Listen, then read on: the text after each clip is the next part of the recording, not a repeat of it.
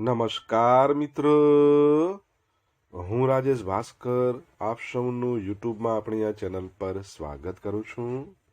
મિત્રો, આજે આપણે તારીખ 21 માર્ચ 2026ના કેટલાક મોસ્ટ ઇમ્પોર્ટન્ટ કરંટ અફેર અને અગાઉની પરીક્ષામાં પૂછાયેલા કેટલાક ઇમ્પોર્ટન્ટ પ્રશ્નો વિશે ડિટેલમાં ચર્ચા કરીશું, જે આપને આવનારી પરીક્ષા માટે ખૂબ જ ઉપયોગી સાબિત થશે. તો મિત્રો, આપ આ ચર્ચા સાથે જોડાઈ રહેજો અને વિડીયોને પહેલેથી લઈને છેલ્લે સુધી પૂરેપૂરો જોવાનો આગ્રહ રાખજો. તો ચલો મિત્રો, શરૂ કરીએ. શરૂઆત કરતા પહેલા જણાવી દઉં કે જો તમારે આપણી આ યુટ્યુબ ચેનલને સબસ્ક્રાઇબ કરવાનું બાકી હોય તો ચેનલને સબસ્ક્રાઇબ કરજો, નોટિફિકેશન બેલ આઇકોનને પ્રેસ કરીને. અને જો તમને વિડીયો પસંદ આવે તો વિડીયોને લાઈક કરજો, પરંતુ વિડીયોને શેર કરવાનું ના ભૂલતા. તમારા જેટલા પણ મિત્રો જેઓ કોમ્પિટિટિવ એક્ઝામની તૈયારી કરી રહ્યા છે એ બધા મિત્રો જોડે આ વિડીયોની લિંકને અત્યારે જ શેર કરી દો, તમે જે તે સોશિયલ મીડિયા એપ્લિકેશન વાપરતા હો એમાં. ચલો તો શરૂઆત કરીએ. સૌપ્રથમ જોઈશું અગાઉની પરીક્ષામાં પૂછાયેલા બંધારણના પ્રશ્નો, જેના જવાબો તમારે કમેન્ટ બોક્સમાં લખીને જણાવવાના છે. વિડીયોના લાસ્ટમાં જ્યારે હું તમને આ દરેક પ્રશ્નના જવાબ જણાવું ત્યારે તમારે ચેક કરવાનું છે કે તમે આપેલા પ્રશ્નો જવાબમાંથી કેટલા પ્રશ્નો જવાબ સાચા છે. હવે જેટલા પણ પ્રશ્નો જવાબ સાચા હોય એનો આંકડો તમારે કમેન્ટમાં લખવાનો કે 10માંથી આટલા સાચા છે. ડેઇલી જીકે ટેસ્ટમાં આપણે રોજ 10 પ્રશ્નો પૂછીએ છીએ, એમાંથી 5 પ્રશ્નો બંધારણના હોય છે. બાકીના જે 5 પ્રશ્નો છે એ ગુજરાતની ભૂગોળના છે. તો તમે તમારા આન્સર આપો નીચે કમેન્ટ બોક્સમાં, અને હું આજના કરંટ અફેરનો પ્રથમ પ્રશ્ન છે એની શરૂઆત કરું છું. પ્રથમ પ્રશ્ન છે કે ગુજરાતનો પ્રથમ પીએમ રાહત યોજના હેઠળનો કેશલેસ ક્લેમ કયા જિલ્લામાં મંજૂર થયો છે? તો જવાબ આવશે મહેસાણામાં. કઈ જગ્યાએ? મહેસાણા ખાતે. તો મહેસાણા જિલ્લાનો કડી તાલુકો અને કડી તાલુકાનું ગોઠિયા ગામ, ત્યાં 35 વર્ષના યુવાન અમૃતભાઈ લબાભાઈ એમને માર્ગ અકસ્માતમાં ઘાયલ થયા હતા. તેમને તાત્કાલિક સારવારની જરૂર હતી. પીએમ રાહત, પ્રધાનમંત્રી રાહત એટલે કે road accident victim hospitalisation and assured treatment, આ યોજના હેઠળ એમની ઓર્થોપેડિક સર્જરી કરવામાં આવી. સારવારનો ખર્ચ અંદાજે 47,300 રૂપિયા જેટલો રહ્યો, અને પદ્ધતિ સંપૂર્ણ કેશલેસ, એટલે પરિવાર પર કોઈ આર્થિક ભાર પડ્યો નથી. તમને ખબર છે આ યોજના રિસન્ટલી લોન્ચ થઈ છે? ક્યારે લોન્ચ થઈ એક્ઝેક્ટ તમને ખબર હોય? મહિનો કહી દો, ડેટ કહી દો, કમેન્ટ બોક્સમાં લખો.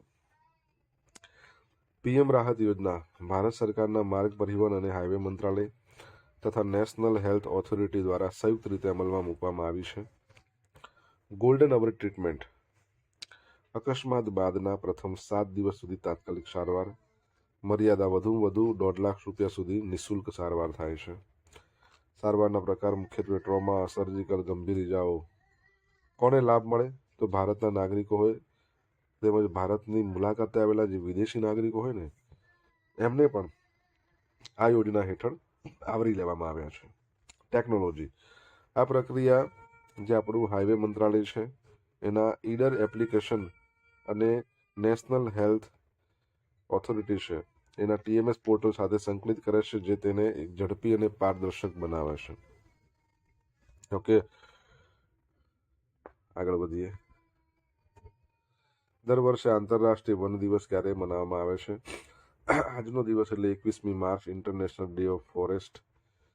હવે આ દિવસે સૂર્ય વિષુવવૃત્ત પર આવે છે અને વિશ્વમાં દિવસ અને રાતનો સમય એક સરખો રહે છે.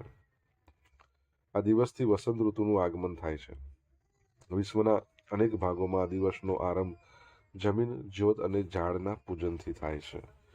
યુનાઇટેડ નેશન જનરલ એસેમ્બલી છે એણે 28 નવેમ્બર 2012ના રોજ ઠરાવ પસાર કર્યો હતો કે હવે તમામ પ્રકારના જંગલો અને જંગલોની બહારના વૃક્ષોના મહત્વને સમજાવવામાં આની ઉજવણી કરવામાં આવે છે. 21 માર્ચ 2013ના રોજ પ્રથમ વખત આંતરરાષ્ટ્રીય વન દિવસ મનાવવામાં આવ્યો.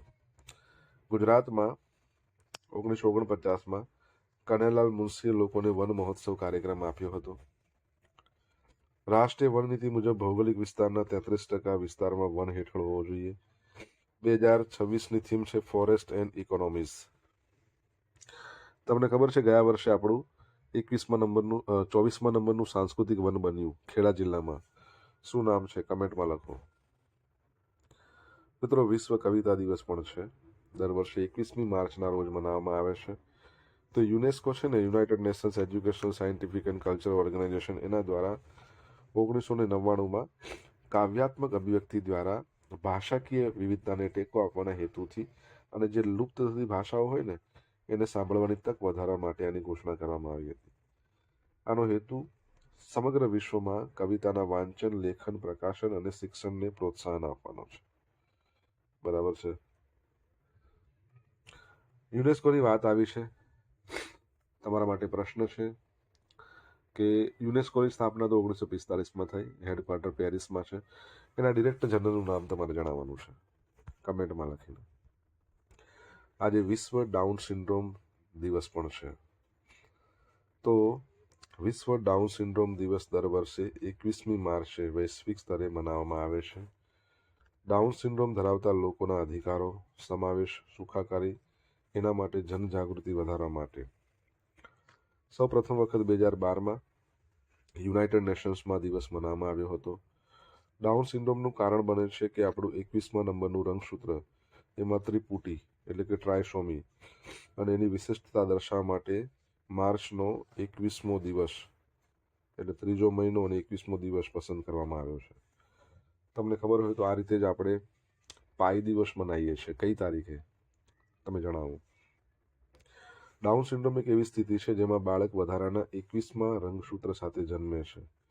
તે જીનેટિક ડિસઓર્ડરની શ્રેણીમાં આવે છે. તે વિકાસલક્ષી અસક્ષમતાનું કારણ પણ બને છે. આ સ્થિતિ સાથે જન્મેલા બાળકને થાઇરોઇડ અથવા તો હૃદય સંબંધિત સમસ્યાઓ થવાની સંભાવના છે. 2026ની થીમ છે ટુગેધર અગેન્સ્ટ લોનલીનેસ. વિશ્વ કઠપૂતળી દિવસ પણ 21મી માર્ચના રોજ મનાવવામાં આવે છે. આ વિચાર ઈરાનના કઠપૂતળી થિયેટર કલાકાર જાવદ ઝુલ્ફાધારી તરફથી આવ્યો હતો. 2000માં મેગડેબર્ગમાં યુનિયન ઇન્ટરનેશનલ ડે લા મેરિયાટ એની 18મા કોંગ્રેસમાં તેમણે ચર્ચા માટે પ્રસ્તાવ મૂક્યો હતો. 2 વર્ષ પછી એટલાન્ટામાં જૂન 2002માં યુનિમાની આંતરરાષ્ટ્રીય પરિષદની બેઠકમાં આ ઉજવણીની તારીખ ઓળખવામાં આવી. પ્રથમવાર 2003માં મનાવવામાં આવ્યો. લગભગ દરેક સંસ્કૃતિમાં કઠપૂતળીઓ લગભગ 4000 વર્ષોથી છે. આજે કઠપૂતળી તમામ આકાર અને કદમાં આવે છે, જેનો ઉપયોગ વિવિધ વાર્તા કહેવા માટે થાય છે. ઓકે. હિન્દી સિનેમાના જાણીતા અભિનેત્રી મધુ મલ્હોત્રાનું 71 વર્ષની વયે અવસાન. 1970 અને 80ના દાયકાના જાણીતા અભિનેત્રી મધુ મલ્હોત્રા 71 વર્ષની વયે મુંબઈમાં નિધન થયું છે. 100થી વધુ ફિલ્મોમાં સહાયક ભૂમિકાઓ ભજવી હતી. ઓળખ ક્યાંથી મળી? હીરો ફિલ્મ 1983નું સુપરહિટ ગીત લંબી જુદાઈ, એમાં તેમના અભિનયથી તેમને ખૂબ લોકપ્રિય થયા હતા. મહત્વની ફિલ્મો એમણે સત્ય પે સત્તા, કર્જ, વિધાતા, વિશ્વનાથ આવી બધી જાણીતી ફિલ્મોમાં કામ કર્યું હતું. સહયોગ નિર્દેશક સુભાષ ઘાઈની અનેક ફિલ્મોમાં તેમણે ભાગ રહ્યા હતા. અન્ય કારકિર્દીના અંતિમ વર્ષોમાં એમણે કેટલીક હોરર ફિલ્મોમાં પણ અભિનય કર્યો હતો. હેલ્થ મિત્રો થોડી સારી નથી, એટલે તમને અવાજ થોડો એવો લાગતો હશે. આજનો દિવસ ચલાવી લેજો, સહકાર આપજો. વિડીયો પસંદ આવ્યો હોય તો વિડીયોને લાઇક કરો, તમારા મિત્રો જોડે વિડીયોની લિંકને શેર કરો. આપણી બંને યુટ્યુબ ચેનલ રાજેશ ભાસ્કર 2ને સબસ્ક્રાઇબ કરવાનું બાકી હોય તો સબસ્ક્રાઇબ કરો. નોટિફિકેશન બેલ આઇકોનને પ્રેસ કરી દે. જો તમારે ડેલી કરંટ અફેરની પીડીએફ જોઈતી હોય તો આપણી ટેલિગ્રામ ચેનલને જોઈન કરી લેવાની. અહીંયા પીડીએફ મળશે અને પોલ્સ પણ રમવા મળશે. જામનગરની કઈ ઐતિહાસિક જગ્યાઓને હેરિટેજ ચેઇન દ્વારા જોડવાનું આયોજન છે? તો ભુજિયો કોઠો, દરબારગઢ અને પ્રતાપ વિલાસ પેલેસ, આ 3 જગ્યાને. તો જામનગર મહાપાલિકા દ્વારા 25 કરોડના ખર્ચે ભુજિયા કોઠાનું રિસ્ટોરેશન પુનઃસ્થાપન છે એની કામગીરી પૂરી થઈ ગઈ છે. આ ઇમારત 19 માર્ચ 2026થી પ્રવાસીઓ માટે ખુલ્લી મૂકવામાં આવી છે. ભુજિયા કોઠાનું નિર્માણ તમે જુઓ ને 19મી સદીમાં 1839થી 52 દરમિયાન થયું હતું. તે સમયે તે સૌરાષ્ટ્રની સૌથી ઊંચી ઇમારત હતી. ઉપયોગ શું હતો? મૂળ સ્વરૂપે આ ઇમારતનો ઉપયોગ સુરક્ષા અને સંદેશા વ્યવહાર માટે થતો હતો. રિસ્ટોરેશન 2001માં ભૂકંપમાં ક્ષતિગ્રસ્ત થયા બાદ ભારતીય પુરાતત્વ સર્વેક્ષણ છે એના સાથે સંકલનમાં રહીને એના મૂળ સ્વરૂપમાં લાવવા માટે ચૂનો, ગુગળ, મુલતાની માટી જેવા કુદરતી સામગ્રીનો ઉપયોગ કરાયો છે. હેરિટેજ ચેઇન આગામી ફેઝ 2માં ખંભાળિયા ગેટ, ભુજિયો કોઠો, લાખોટા મ્યુઝિયમને એક હેરિટેજ ચેઇન દ્વારા જોડવામાં આવશે. અહીંયા ખોટો જવાબ સિલેક્ટ કર્યો છે આપણે. ઓકે, ખંભાળિયા ગેટ, ભુજિયો કોઠો, લાખોટા મ્યુઝિયમ અને ખંભાળિયા ગેટ આ આવશે જવાબ.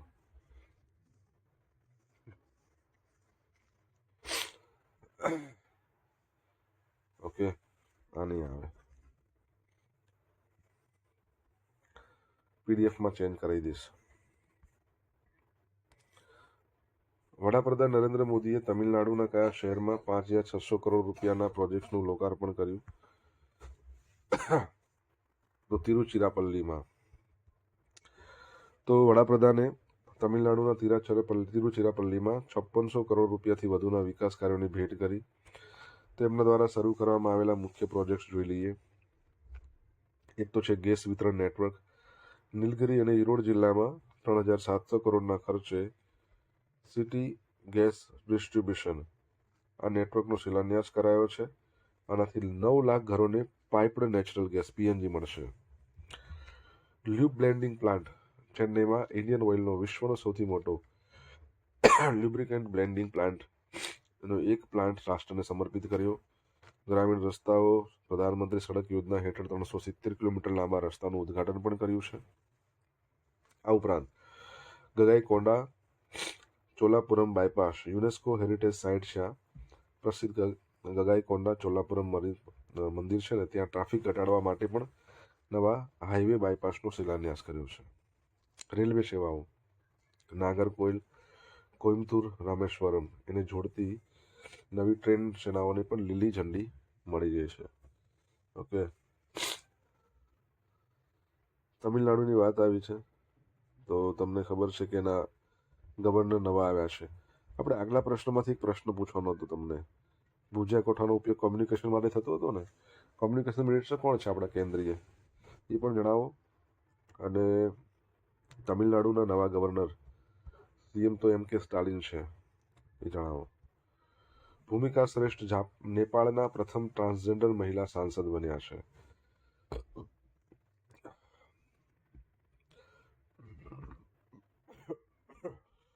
37 વર્ષની ભૂમિકા શ્રેષ્ઠ એમણે નેપાળના ઇતિહાસમાં પ્રથમ ટ્રાન્સજેન્ડર મહિલા સંસદ સભ્ય બનીને નવો ઇતિહાસ રચ્યો છે.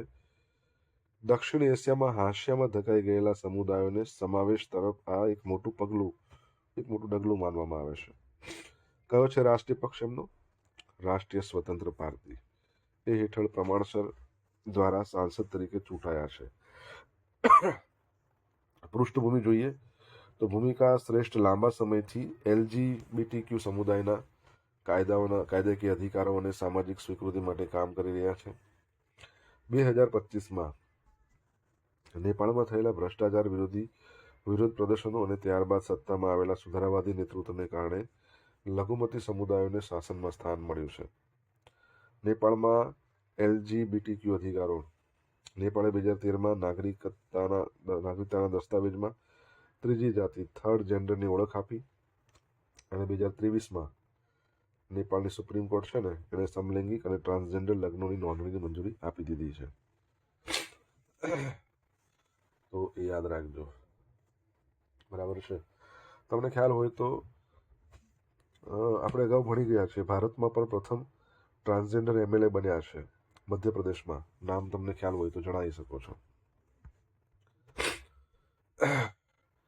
સોશિયલ મીડિયાના માધ્યમથી મારી સાથે તમે કનેક્ટ કરી શકો છો. ઇન્સ્ટા આઈડી છે rajesh.i.bhaskar, ફેસબુક આઈડી છે RI ભાસ્કર અને ટેલિગ્રામ ચેનલ છે આપણી રાજેશ ભાસ્કર. ત્યાં તમને ડેલી કરંટ અફેરની પીડીએફ મળશે અને પોલ્સ રમવા મળશે. જો ભણવાની મજા આવી તો વિડીયોને લાઇક કરો, તમારા મિત્રો જોડે વિડીયોની લિંકને શેર કરો, ચેનલ સબસ્ક્રાઇબ કરવાની બાકી હોય તો સબસ્ક્રાઇબ કરો, નોટિફિકેશન બેલ આઇકોનને પ્રેસ કરીને. ભારતે કયા દેશ સાથે પ્રિફરન્સ ટ્રેડ એગ્રીમેન્ટ એના માટે વાટાઘાટો શરૂ કરી છે? તો ફિલિપાઇન્સ સાથે. તો ભારતે ફિલિપાઇન્સ અને માલદીવ બંને સાથે વેપાર કરારો માટે, બંનેમાં પણ વેપાર કરારો અલગ અલગ છે, વાટાઘાટો શરૂ કરી છે. એના માટે ટર્મ્સ ઓફ રેફરન્સ પર હસ્તાક્ષર કર્યા છે. વાણિજ્ય મંત્રાલયના જણાવ્યા અનુસાર આ કરારો આર્થિક સંબંધોને મજબૂત બનાવવા અને દેશો વચ્ચેના વેપારને પ્રોત્સાહન આપવા માટે મદદ કરશે. હવે ફિલિપાઇન્સ સાથે જે કરાર કરાય એ પીટીએ છે, પ્રેફરન્શિયલ ટ્રેડ એગ્રીમેન્ટ છે. એટલે પીટીએ હેઠળ પસંદગીની વસ્તુઓ પર ઇમ્પોર્ટ ડ્યુટી ઘટાડવામાં આવે. માલદીવ સાથે કર્યા છે ને એ ફ્રી ટ્રેડ એગ્રીમેન્ટ છે. હવે પીટીએ છે ને એના કરતાં એફટીએ સારું. કેમ? કેમ કે મોટાભાગની વસ્તુઓ અને સેવા પર ટેરિફ ઘટે. હવે વર્ષ 2024-25માં જોઈશું ને તો ફિલિપાઇન્સમાં ભારતની નિકાસ 3.11% વધી છે, માલદીવમાં 37.11% ઘટી છે. પીટીએ અને એફટીએ વચ્ચેનો તફાવત. પીટીએ પ્રિફરન્શિયલ ટ્રેડ એગ્રીમેન્ટ, આમાં ભાગીદાર દેશો માત્ર મર્યાદિત સંખ્યાઓ કે વસ્તુઓ પર ટેરિફ ઘટાડે. ફ્રી ટ્રેડ એગ્રીમેન્ટ એક ઊંડી વ્યવસ્થા, મોટાભાગની વસ્તુઓ અને સેવા પર ટેરિફ નાબૂદ કરવામાં આવે અથવા નોંધપાત્ર રીતે ઘટાડવામાં આવે. ફિલિપાઇન્સની વાત કરીએ તો મનીલા એનું કેપિટલ છે. એના પ્રેસિડેન્ટનું નામ તમારે જણાવવાનું છે. કરન્સી ફિલિપાઇન્સ પેસો છે. ઓકે. માલદીવ છે, એનું કેપિટલ માલે છે અને મોહમ્મદ મોઇઝુના પ્રેસિડેન્ટ છે. માલદીવની રૂપિયા એની કરન્સી છે. ઓકે. વિશ્વનો પ્રથમ દેશ છે માલદીવ, જેણે 2007 અને 7 પછી જેટલા પણ જન્મેલા લોકો છે એમના માટે સોશિયલ મીડિયા નહીં પણ તમાકુ બેન કર્યું છે. જલ મહોત્સવ 2026 ભારત સરકારના જળશક્તિ મંત્રાલય છે એના દ્વારા 8થી લઈને 22 માર્ચ દરમિયાન દેશવ્યાપી જલ મહોત્સવનું આયોજન કરવામાં આવ્યું છે. શુભારંભ કેન્દ્રીય મંત્રી CR પાટીલે નવસારીના રાહેજ ગામથી. ટેગલાઇન ગાંવ કા ઉત્સવ દેશ કા મહોત્સવ. વિશેષતા આંતરરાષ્ટ્રીય મહિલા દિવસને સુજલમ શક્તિ દિવસ તરીકે ઉજવી જળ વ્યવસ્થાપનમાં મહિલાઓનું નેતૃત્વને સન્માનિત કરવું. જલઅર્પણ ગ્રામ પંચાયતને પીવાના પાણીની અસ્કયામતો સોંપી. પાણીની તપાસ 24 લાખથી વધુ મહિલાઓ, એમણે એફટીકે કિટ, તો એ મહિલાઓ છે એમને એફટીકે કિટ દ્વારા પાણીની ગુણવત્તા ચકાસવામાં આવશે. બરાબર છે. ફિલ્ડ ટેસ્ટ કિટ કહેવાય એને. જલબંધન અને સંકલ્પ જળ સ્ત્રોતોના રક્ષણ માટે પવિત્ર સૂત્ર બાંધવા, સામૂહિક શપથ લેવા. અન્ય રાજ્યો મહારાષ્ટ્રમાં જલપૂજન અને બિહારમાં જલ ચોપાલ જેવા કાર્યક્રમો યોજાયા. જો તમને ખબર છે જલ જીવન મિશન છે એને એક્સટેન્ડ કરવામાં આવ્યું છે, કયા વર્ષ સુધીમાં? ખ્યાલ હોય તો જણાવો. અગાઉની પરીક્ષામાં પૂછાયેલા બંધારણના પ્રશ્નો જોઈ લે. પહેલો પ્રશ્ન, બંધારણ દિવસ છે દર વર્ષે ક્યારે મનાવવામાં આવે છે? 26 નવેમ્બર. 26 નવેમ્બર 1949માં બંધારણ અપનાવવામાં આવ્યું હતું. બંધારણ હત્યા દિવસ 25 જૂન અને 26 નવેમ્બર છે એને રાષ્ટ્રીય દૂધ દિવસ પણ કહેવાય છે. જુવેનાઇલ જસ્ટિસ એક્ટ 2015 મુજબ કેટલી ઉંમરના વ્યક્તિને બાળક ગણવામાં આવ્યું છે? 18 વર્ષથી નીચે બધા. મફત અને ફરજિયાત શિક્ષણ અધિનિયમ 2009 અને ભારતના બંધારણનો કયો અનુચ્છેદ મફત અને ફરજિયાત શિક્ષણનો ઉલ્લેખ કર્યો છે? 21. ગુજરાતમાં લોકસભાની સીટો 26, રાજ્યસભાની 11, વિધાનસભાની 182. રાષ્ટ્રીય લઘુમતી પંચમાં કેટલા સભ્યો હોય? 5. અગાઉની પરીક્ષામાં પૂછાયેલા ગુજરાતની ભૂગોળના પ્રશ્નો. પહેલો પ્રશ્ન, રોઝી બેટ કયા જિલ્લામાં? તો જામનગર. નાઇટ્રોજનયુક્ત ખાતરના ઉત્પાદનમાં ગુજરાતનો ક્રમ નંબર 1. સિપ્રી અને બાલારામ કઈ નદીની શાખા નદી છે? બનાસ. માંડવની ટેકરીઓમાં ઊંચામાં ઊંચું શિખર છે ચોટીલા. સૌની પરિયોજનાની મુખ્ય 4 લિંકમાં પ્રથમ લિંક કયા 2 ડેમ વચ્ચે? મચ્છુ 2 થી સાની. હવે મિત્રો જોઈશું ગઈકાલે પૂછેલા પ્રશ્નનો જવાબ. ગુજરાતની કઈ વિધાનસભાની બેઠક છે એના પર પેટા ચૂંટણી યોજાશે? ઉમરેઠ. ગોવિંદભાઈ પરમારનું અવસાન થયું એટલા માટે. ગુજરાતમાં યુસીસી ડ્રાફ્ટ તૈયાર કરવા માટે રચાયેલી સમિતિના અધ્યક્ષ જસ્ટિસ રંજના પ્રકાશ દેસાઈ. આજે પૂછેલા પ્રશ્નોના જવાબ. પહેલો પ્રશ્ન, પીએમ રાહત યોજના લોન્ચ ક્યારે થઈ? 13મી ફેબ્રુઆરી 2026. સેકન્ડ પ્રશ્ન 24મા નંબરનું સાંસ્કૃતિક વન કયું બન્યું? ગળતેશ્વર વન. ત્રીજા નંબરનો પ્રશ્ન યુનેસ્કોના ડિરેક્ટર જનરલ ખાલિદ અલ ઇનાની. ચોથો પ્રશ્ન પાઈ દિવસ 14મી માર્ચ. 5મા નંબરનો પ્રશ્ન શું હતો? કોમ્યુનિકેશન મિનિસ્ટર કોણ છે? જ્યોતિરાદિત્ય સિંધિયા. 6થા નંબરનો પ્રશ્ન તમિલનાડુના નવા ગવર્નર એકચ્યુઅલી રાજેન્દ્ર અર્લેકર છે ને, કેરળના, એમને વધારાનો ચાર્જ આપ્યો છે. 7મા નંબરનો પ્રશ્ન ભારતના પ્રથમ ટ્રાન્સજેન્ડર MLA શબનમ મોશી. 8મા નંબરનો પ્રશ્ન ફિલિપાઇન્સના પ્રેસિડેન્ટનું નામ શું છે? બોંગ માર્કોસ. અને 9મા નંબરનો પ્રશ્ન જળ જીવન મિશન ડિસેમ્બર 2028 સુધી લંબાવવામાં આવ્યું છે, 31 ડિસેમ્બર 2028. ગઈકાલના કરંટ અફેરમાંથી પૂછેલા કેટલાક ઇમ્પોર્ટન્ટ પ્રશ્નો જોઈ લઈએ, જેના જવાબો તમારે કમેન્ટમાં લખવાના. પહેલો પ્રશ્ન તાજેતરમાં સુરતના કયા ઉદ્યોગને GI ટેગ એનાયત કરવામાં આવ્યો? સેકન્ડ પ્રશ્ન ભારત ઇલેક્ટ્રિસિટી સમિટ 2026નું આયોજન નવી દિલ્હીમાં કયા સ્થળે કરવામાં આવ્યું છે? જવાબ આવડે તો કમેન્ટમાં લખજો. આ હતા આજના દિવસના કેટલાક મોસ્ટ ઇમ્પોર્ટન્ટ કરંટ અફેર. સાથે આપણે જોયું અગાઉની પરીક્ષામાં પૂછાયેલા ઇમ્પોર્ટન્ટ પ્રશ્નોના જવાબોની સાથે. આશા રાખું બધાને ભણવાની મજા આવી હશે. મજા આવી તો વિડીયોને લાઇક કરો, તમારા મિત્રો જોડે વિડીયોની લિંકને શેર કરો. આપણી બંને યુટ્યુબ ચેનલ રાજેશ ભાસ્કર 2ને સબસ્ક્રાઇબ કરો, નોટિફિકેશન બેલ આઇકોનને પ્રેસ કરીને. મિત્રો thank you so much for watching this video. Have a nice day. જય હિન્દ, જય ભારત, જય કરવી ગુજરાત.